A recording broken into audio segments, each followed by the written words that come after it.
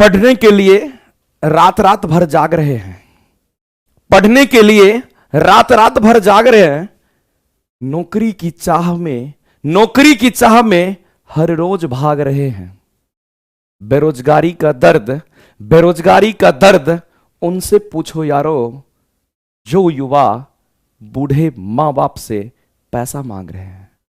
मेरे दोस्त, अभी हम आपके सामने आए हैं, जैसा कि आप जिस जिंदगी को आप जी रहे हैं और जो युवा तैयारी के दौर में है, जिनको अपनी चाह होती है, हमें भी कुछ करना है, हमारा भी कुछ सपना है, हमें भी एक अच्छा इंसान बनना है, अपने मां बाप की सेवा करना है।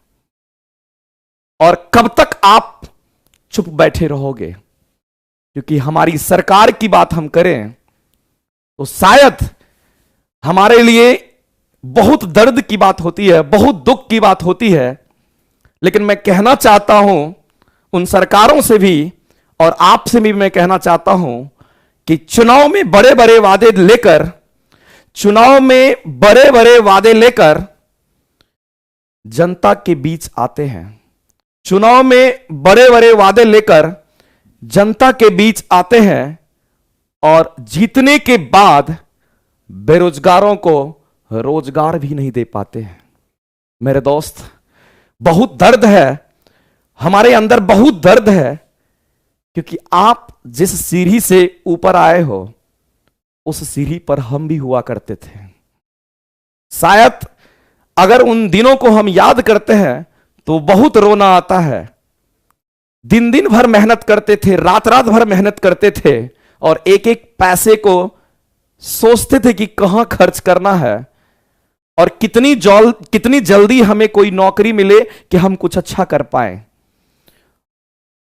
तो मेरे दोस्त, मैं ये कहना चाहता हूं, क्योंकि आप अगर चुप रहोगे, आप अगर घर में बैठे रहोगे, तो शायद जहां आपका लक्ष्य है, जहां आपको जाना है, शायद वहां जाने में आपको कहीं देर ना हो जाए।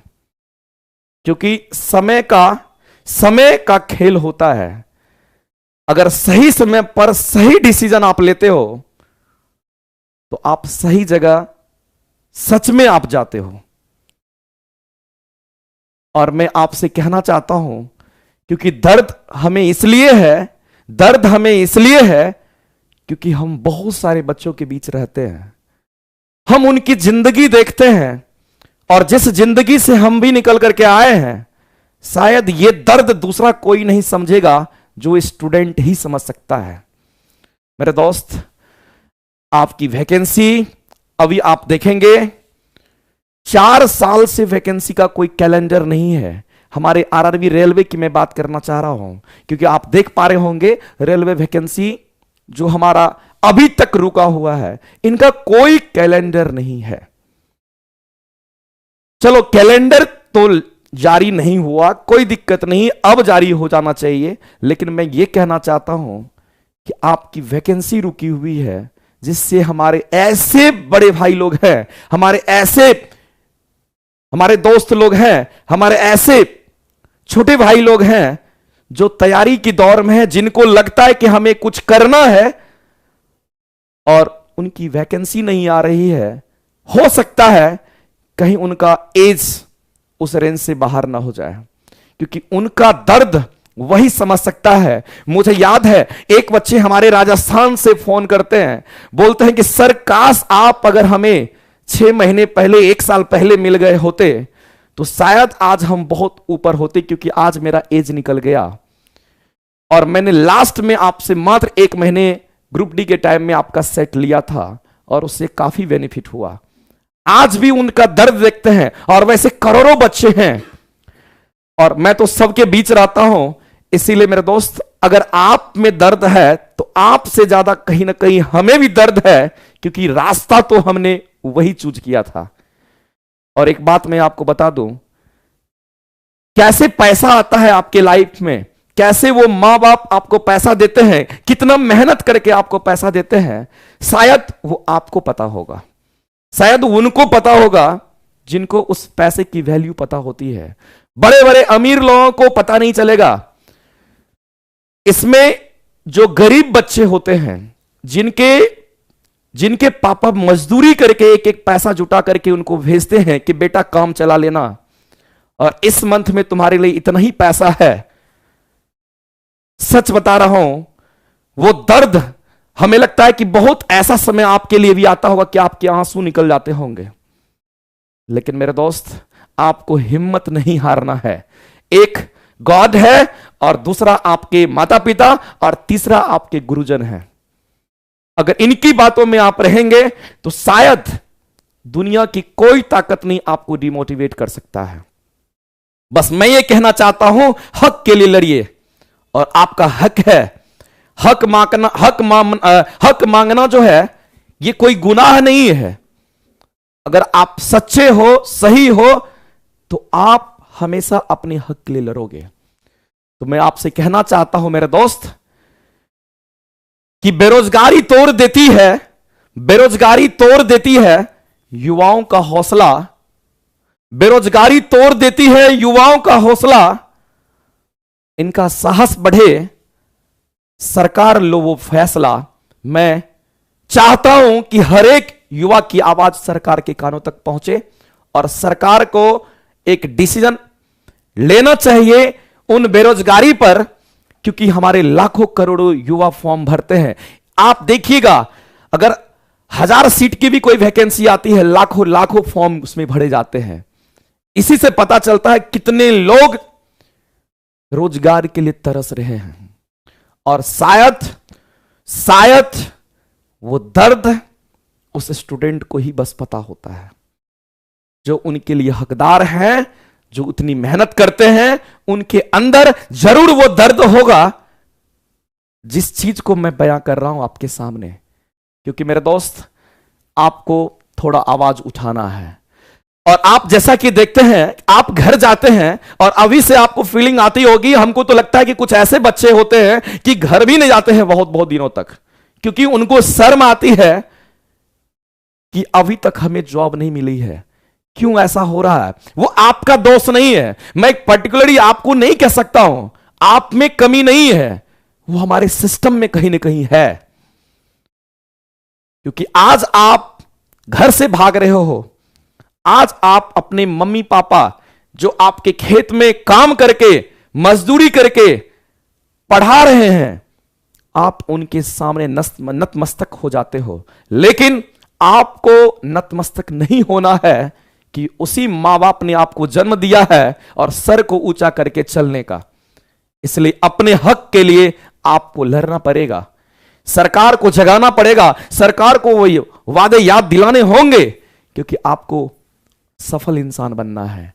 और मैं ये कहना चाहता हूं, जब आप गांव नहीं जाते हैं, जब आप घर नहीं जाते हैं, इसका सबसे बड़ा कारण यह होता है आप अपने मां बाप का सर ऊंचा देखना चाहते हो।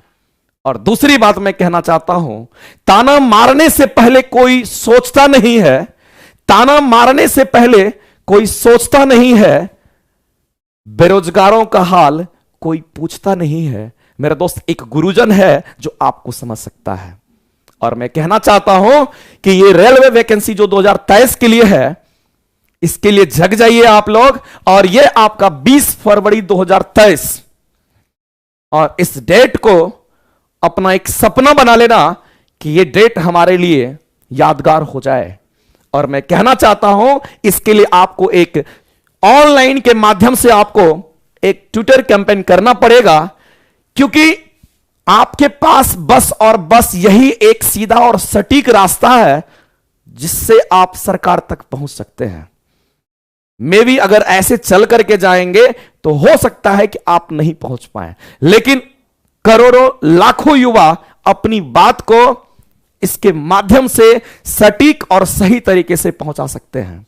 मेरे दोस्त, मैं कहना चाहता हूं आपको कि कब तक युवा करे इंतजार, कब तक युवा करे इंतजार, कब करोगे रोजगार की बात।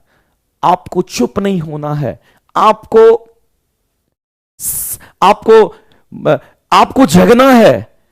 आपको बस और बस ये दिखना चाहिए कि हम तैयारी तो कर रहे हैं, लेकिन वैकेंसी भी तो आना चाहिए। आप लगातार पढ़ते जा रहे हैं, पढ़ते जा रहे हैं, आपका एज बैठा नहीं है और आपको कहीं ना कहीं एक डिसीजन लेना पड़ेगा, कहीं ना कहीं एक सोच अपने अंदर डालना पड़ेगा कि ट्विटर के माध्यम से सरकार से हम विनती कर सकते हैं, आप मेरे भगवान हो, अगर आप वैकेंसी दे देते हो, हमारी फैमिली खुश हो सकती है, हमारे मां बाप जो मजदूरी करके हमें पढ़ाते हैं वो खुश हो सकते हैं, तो इतना तो आप कर ही सकते हो। क्योंकि हमें पता है पूरा हमारा सिस्टम इन्हीं युवाओं से चलता है। तो सरकार आपकी बात जरूर सुनेंगे, हम लोग सारे गुरुजन आपके साथ हैं। हम चाहेंगे कि जितने भी गुरुजन हैं सब इनकी आवाज उठाएंगे ही उठाएंगे, और इतना विश्वास है हमें, क्योंकि ये बहुत बड़ी चीज होती है टीचर और स्टूडेंट के बीच का बॉन्डिंग जो होता है, जो सोचने समझने की शक्ति होती है। एक टीचर का दर्द एक स्टूडेंट का दर्द एक टीचर समझ सकता है, और एक टीचर का दर्द एक स्टूडेंट ही समझ सकता है। मुझे बहुत अच्छा लगता है मेरे दोस्त, जब आपके अंदर वो जज्बा देखते हैं पढ़ने का, आप लगातार लाइव होते हैं, आप लगातार जुड़ते हैं और ये भी कहते हैं कि हम तो पढ़ाई कर रहे हैं, लेकिन सर हमारे मम्मी पापा भी देख करके खुश होते हैं कि हमारा सिलेक्शन होगा।